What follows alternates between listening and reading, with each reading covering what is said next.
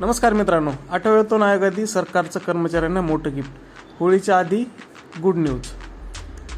8th पे commission salary increase latest update 2026. आठवड्यातून आयोगाच्या अंमलबजावणीपूर्वी केंद्रीय कर्मचाऱ्यांना आनंदाची बातमी. होळीपूर्वी महागाई भत्त्यात वाढ होण्याची शक्यता आहे. तर सविस्तर बातमी काय आहे पाहूया. केंद्र सरकारच्या आठवड्यातून आयोगाच्या शिफारसी लागू होण्याची वाट कोट्यावधी केंद्रीय कर्मचारी व पेन्शनधारक पाहत आहेत.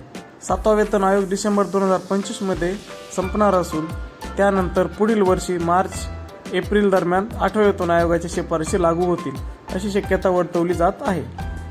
केंद्रीय कर्मचाऱ्यांना महागाई भत्ता डीए हाईक मोठ्या वाढीची अपेक्षा असतानाच केरळ सरकारने आपल्या राज्यातील सरकारी कर्मचाऱ्यांना होळीपूर्वी 10% आतापर्यंत एवढा कुणी दिलेला नाही 10% वेतनवाढीची भेट दिलेली आहे. महागाई भत्ता वाढल्यानंतर कर्मचाऱ्यांच्या पगारात होणारा मोठी वाढ होणार असून मार्च 2026चा पगार वाढीव डीएसह बँक खात्यात जमा होणार आहे. ही आहे केरळमधील गोष्ट.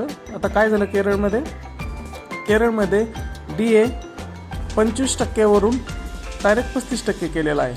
केंद्रीय कर्मचारी वाट पाहत असताना केरळमधील सरकारी कर्मचाऱ्यांच्या महागाई भत्त्यात मोठी वाढ जाहीर करण्यात आलेली असून डीए 25% वरून थेट 35% करण्यात आलेला आहे. वाढीव भत्ता मार्च 2026च्या पगारात जोडून दिला जाईल. तसेच जानेवारी आणि फेब्रुवारी महिन्यांची थकबाकी जो काय अरियर्स असेल ही रक्कमही तुम्हाला पगारासोबत दिली जाणार आहे. तसेच पेन्शनधारकाच्या पेन्शनमध्येही मार्चपासून वाढ होणार आहे.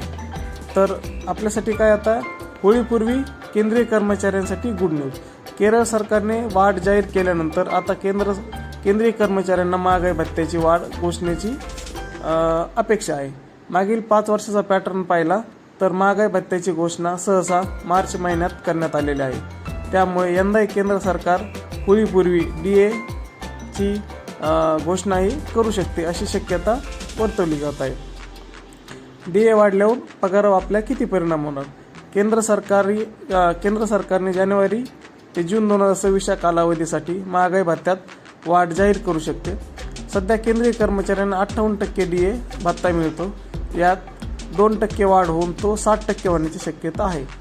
सरकार वर्षातून 2 वेळा जानेवारी आणि जुलै महिन्यात त्याचा जो भत्ता असतो यामध्ये वाढ जाहीर करत असते.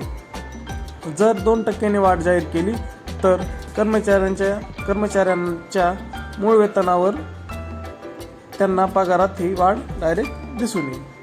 व्हिडिओ आवडला असेल तर लाईक करा, शेअर करा आणि सबस्क्राईब करा. धन्यवाद.